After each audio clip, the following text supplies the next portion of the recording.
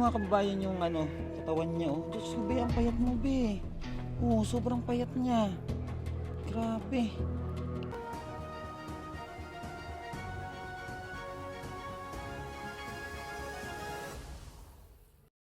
Ayun mga kababayan, ano, magandang hapon po sa inyong lahat. Ano, kung napanood nyo po yung buhay po nila MJ noon, siya po yung batang parang inano po, pinaglaruan ng mga kalalakihan noon, ano. At ngayon po, napabahayan natin sila.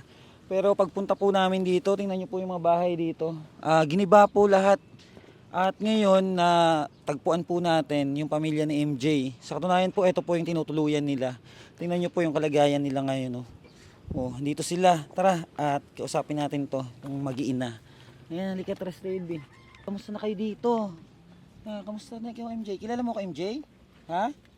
Kilala mo ako? Dito nga tayo sa kabila. Paupo ako ha. Ayan, kilala mo pa ako? Diyos ko, lumusot ako. Kilala mo pa ako, be? Ha? Opo. Sino ko? Sino? Tatandaan mo pa? Hindi na. Matagal na po kasing panahon mga kababayan. Ano? At sila po yung napagawa natin ng bahay sa tulong po ng ating mga kababayan. At ngayon po, nakakalungkot dahil ganito yung kanilang tinitirahan. Wala po silang ano, bahay na. Kasi yung asawa po ni Ate Joy is namayapa na, no? Dahil po pala sa cancer. At nakakalungkot dahil marami tayong mga ginagawa ano, na pagtulong sa ating mga kababayan, kaya ngayon lang natin muli sila napasyalan. At wala naman po tayong balita kung anong nangyari sa buhay nila kasi lumipat po pala sila ng bahay noon. Ate Joy, pagkalipat nyo ng bahay nyo noon, anong nangyari sa buhay nyo? Okay naman po sana, kaya lang Hmm, unti-unti po siya nang hina kasi. yung asawa niyo? Opo, unti-unti po nang hina. Diba dati malakas pa si kuya, tapos ganun pala yung nangyari, ano? Biglang nanghina at yun, ano po, bumaba yung immune system niya dahil sa cancer. Yun po ang balita namin kay Ate Joy. At ngayon po, eto, pagpasyal natin dito, ganito yung kalagayan nila. Eto si MJ, natatandaan niyo po ba siya? Nakikita niyo siya dati, yung tinutulungan natin na bata. At binigyan din natin sila ng pangkabuhayan.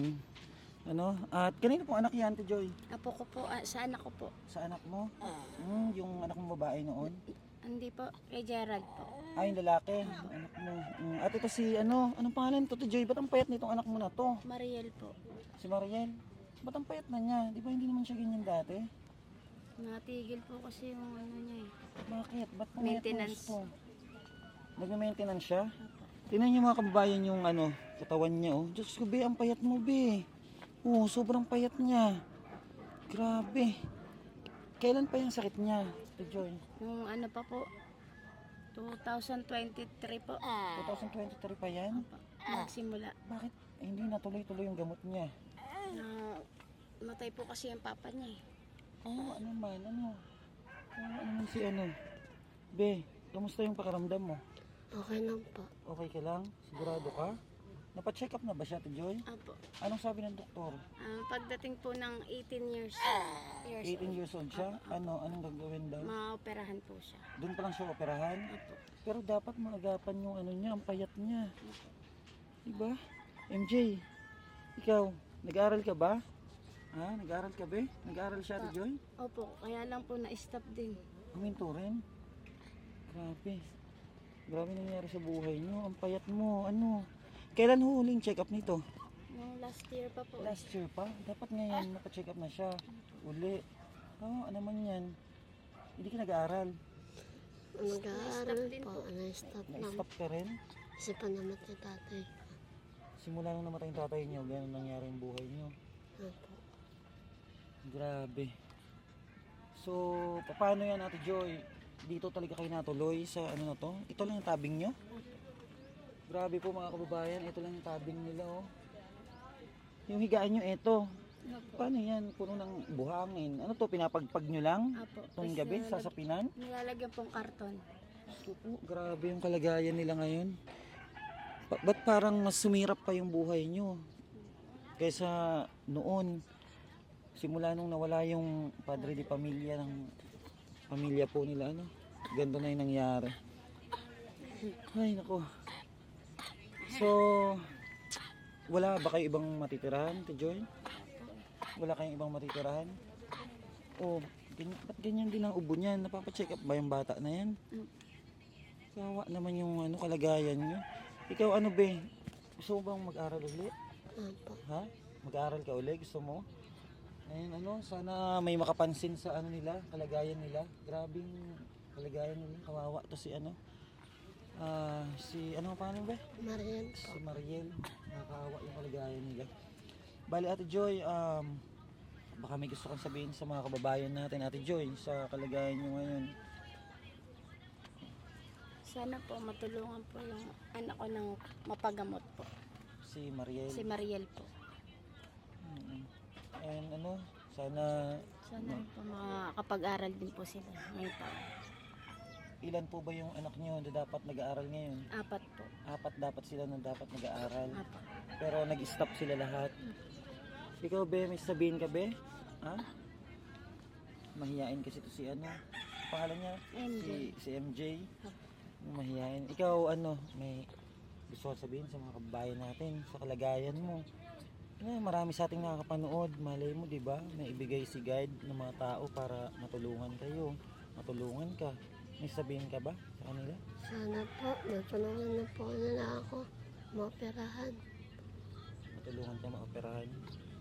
para po gumaling na po ako. Wawa paano yan? Saan kayo nakuha ng pagkain nyo, te? Isang pagita po. Nagtitinda kayo ng paggita? Ano yan? Nabili na lang kayo ng mga luto? Itong pagkain, ganun. Kasi wala naman silang malulutoan dito. Wala rin kayong gamit. Saan napunta lahat ng gamit nyo? Naiwan po dun sa inuupahan namin. Naiwan nyo doon? Kaming kalagayan nila, no? Sa ngayon, anong pangangailangan nyo, te? Pagkain, ganun? Nakakain araw-araw? Kaya, halika nga dito. Hindi ka dito, dali. Hindi mo na ako kilala? Ha? Ba't parang naano ka sa akin? Ha? Hindi mo na ako kilala? Ha? Uy, hindi mo na ako kilala? MJ? Mag-ano ka be? Sayang yung sayang yung buhay. Sana, kung sakali man po na, na may mga tumulong po sa kanila. Ate Joy, sana pahalagahan yung yung mga tinutulong nating mga kababayan kasi nakakalungkot. Biglang naglaho yung nila, bahay. Di ko alam kung bakit ganito yung mga buhay ng mga kababayan natin. Siguro dala ng kahirapan. Kaya sana yung mga nasa pwesto, makita nyo po yung kalagayan ng mga kababayan natin na ganito yung nila sitwasyon. Dahil nakakaawa po kung tutuusin. Paikutin mo yung camera, tingnan mo yung mga tao po nasa paligid nito. Ganyan po ang kalagayan nila. Ayan, may mga tao po dyan at talagang sa gilid lang sila mga nakatira. Siguro pangangalakal yung kanilang hanap buhay dito. At sila Ate Joy nga ayon, Sampaguita. Ate Joy, babalikan namin kayo ha. Sana sana maraming tumulong sa inyo na kababayan natin. At sana makita yung kalagayan nyo dito dahil nakakaawa yung sitwasyon nyo. At sana ito mapa-check up natin uli. Saan po ba kayo nagpa-check up sa kanya dati? Sa po, National Children po. Sa National Children pa sa Quezon City? Layo pala Dito po, wala dito sa malapit sa atin. Meron po kaya lang 100 kad. 1,000 kada check up. 1,000, Kada check up po yun. 1,000 check up. O dito na lang hanap tayo ng magpa-check up sa kanya, no? Yung doctors po. Andito naman si Pina-check up ko po yung sabi niyang doctors kaso hindi po namin talaga kinaya yung Hindi nyo budget. kinaya yung budget. Bakit magkano kada Yung check up? nangungupahan. 1,000? Opo, tapos nangungupahan pa kami. Sa bagay, andito naman si Tres TV. Willing naman din siya mag-help sa pamilya nila, Ate Joy. At po, parang anuhan na rin ni Tres TV to si Mariel, no? Parang nakita ko na siya sa vlog mo. At ngayon po, pagbalik namin dito, hindi namin akalain na sila po pala yon na vlog din ni Tres TV. Kaya mga kababayan, sana po sa mga katulad natin, na mga charity vlogger, magkaisa po tayo para sa mga kababayan natin na tulad nila, lalo na yung mga nasa lansangan dahil napakahirap po ng buhay nila. Sana maging na lang po, maging magkaisa para po sa mga kababayan natin na ganito po yung sitwasyon. Nakakaawa po, nakakadurog ng puso yung kalagayan nila dahil hindi mo maisip tayo nga na maayos yung tinutulugan, tayo na nakakain sa isang araw ng 3 beses. Sila po kaya paano yung kanilang buhay, di ba? At magpaabot kami sa iyo Ate Joy ng panggastos mo. Panggastos mo, ibili mo ng pagkain yung mga anak mo ha. Huwag dadalhin sa kung saan, Ate Joy ha. Pero babalikan namin kayo ha. Sa ngayon, eto muna, Ate Joy. Ibili mo ng pagkain. Gusto ko ibili mo ng pagkain yung mga bata. Ha? Tapos, kung sakali, bili mo ng prutas si ano pangalan mo? Mariel. Tapos si MJ ha. Bili mo ng damit, Ate Joy ha. And yung pera na yan ay bigay sa inyo ng ating mga kababayan. Kaya, pasalamatan mo sila, Ate Joy. Maraming salamat po sa nagbigay po sa amin ng tulong. Malaking tulong na po to sa amin. At sana pagbalik namin ha. Ang bili po ng pagkain. Oo. Hayaan mo at andito lang kami. Unti-unti gagabayan namin yung nyo. Buhay nyo hanggang sa maging okay uli. At sana maraming tumulong sa atin para sa kalagayan po nila. Mga kababayan, ito hanggang dito lang po muna At titingnan po namin kung ano yung maitutulong natin sa kanila. Andiyan naman si Tres TV, si Rose Vlog, Tito Greg, andiyan kasama natin at kila Dugong Vlog. Maraming salamat po at please share po nating mga video mga kababayan para po mas marami tayong matulungan. At sa mga nais po magpaabot ng tulong po sa pamilya nila, message lang po kayo sa ating Facebook page, yung may 2 million followers, 2.5 million followers para makaiwas po kayo sa mga taong mapagsamantala, sa mga scammer. Maraming salamat po at hanggang dito lang po muna mga kababayan. Thank you so much. Bye-bye po.